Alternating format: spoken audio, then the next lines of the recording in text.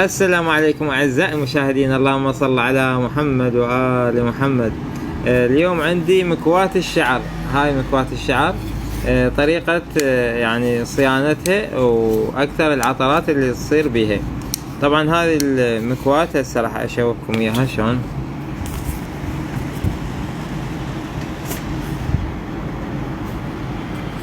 بالنسبة لطريقة فتحها مو ذن البراغي بس مجرد للسلك هذا.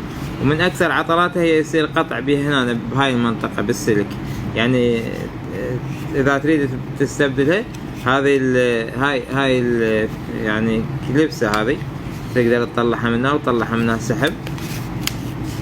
هسه اشوفكم شلون تنفتح.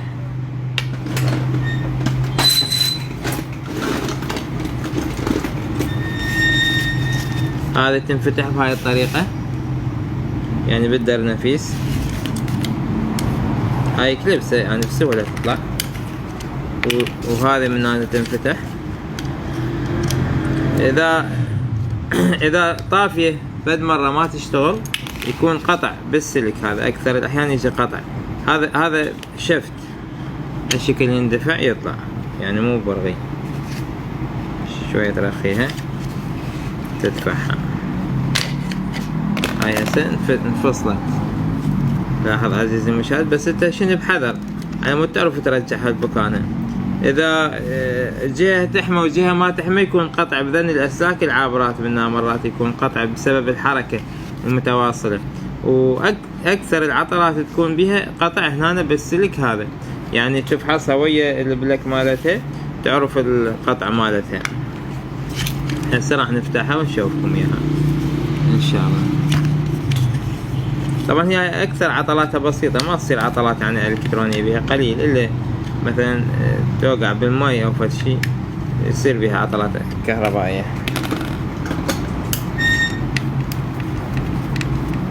اول ما تفحص الاسلاك اللي عابرة من الجهة الاولى للجهة الثانية. هاي هسه البراغي فتحناها، سهلة مو صعبة صيانتها. وهذا المفتاح مالته يغير درجة الحرارة. كل ما تضغطه يغير درجة الحرارة. هسه راح اشغلها.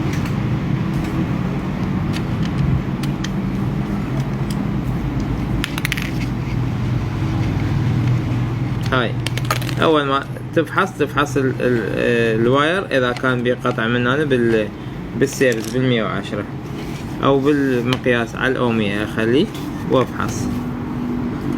بالنسبة لفحص الخريطة، هاي هذا البريف تاعها الخريطة. لاحظ عزيزي المشاهد، اي شي تفتحها بحذر وتتأكد يعني اذا بيه براغي. هسه هذه كبس، كلها كبس. هاي الخريطة مالتها هذه فوعدها تشوفها مبينة اذا بيها قطع. هاي طبعا بيها برغي هنا جوا.